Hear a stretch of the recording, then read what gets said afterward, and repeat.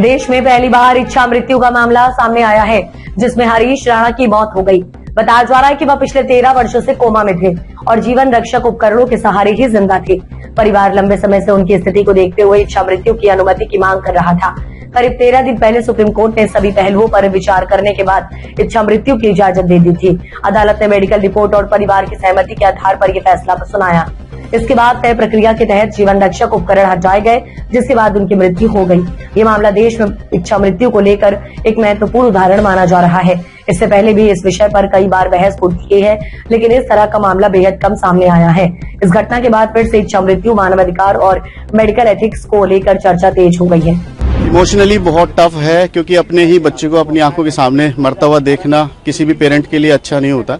लेकिन वो 13 साल से यही होता देख रहे थे। इसी वजह से सुप्रीम कोर्ट आए थे और सुप्रीम कोर्ट ने आज आर्टिकल 21 के मातहत राइट टू डाई का राइट हरीश राणा को दे दिया गया है। अगले एक हफ्ते के बीच में एम्स में पहुंच जाएगा हरीश राणा और वहां उसकी सारी जो ट्यूब्स वगैरह सब रिमूव कर दी जाएंगी और जैसे वो ट्यूब रिमूव होगी नेचुरल स्टेट में होगा और नेचुरल जैसे भी उसकी डेथ हो सकती होगी होगा, तो मतलब अब कोई छेड़खानी नहीं होगी, सब कुछ नेचुरल होगा। 2018 में दिया था, वो क्या फैसला था उसके बारे में?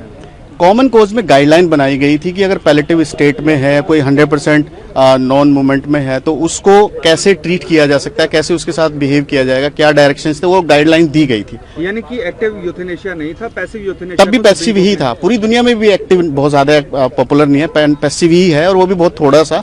उसमें से आज छोटी सी किरण भारत में भी निकली है और सारे देश के सीएमओज को डायरेक्शन दे दिया गया है कि अपने यहाँ भी प्राइमरी और सेकेंडरी बोर्ड बना के रखे और उसकी समय समय पर रिपोर्ट अपने मंत्रालय को करते हैं। वहीं कोर्ट के इस ऑर्डर के बाद माता पिता ने क्या कुछ कहा, सुनिए।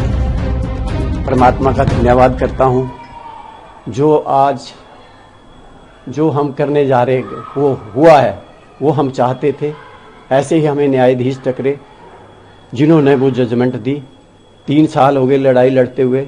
कौन माता पिता अपना चाहता है कि अपने बेटे को ऐसे करे, परंतु हम चाहते कि जनहित में ऐसे पता नहीं हरीश जैसे कितने लोग पड़े हैं, उनका भी कल्याण हो। तो इसलिए ये मामला जो है चलता गया हाई कोर्ट से सुप्रीम कोर्ट में दोबारा अपील करी और आज हमें सफलता मिली है। तो इसका ऐसा है कि अब ये मीडिया में वहाँ एम्स में ले जाया जाएगा, तो उसके लिए हम डिस्कस कर लेंगे। सर आज शाम को बेटा भी आएगा, हमारी मैडम है जो इसकी सेवा करती हैं दिन रात। आज 12.5 साल हो गए। बीमार नहीं है, ये बच्चा सिविल इंजीनियरिंग कर रहा था और टॉपर था सीयू का। 2 कंपटीशन जीत चुका था, तीसरा जीतना था इसने पंजाब यूनिवर्सिटी। वो तो क्या बताऊं मैं, अब माँ बाप को कैसे लगता होगा, कुछ नहीं बोल सकते हम। राजनीति से काम तक,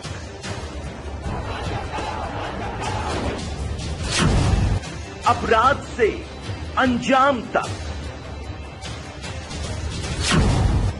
खेत से खलिहान तक,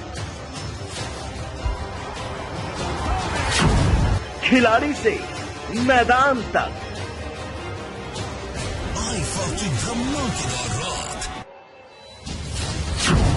सितारों से आसमान तक, अब हर खबर पर होगी हमारी नजर। पल पल बदलती देश और दुनिया की हर खबर पाइए सीधा अपने मोबाइल पर। NBS लाइव टीवी, देश की आवाज बने रहिए हमारे साथ।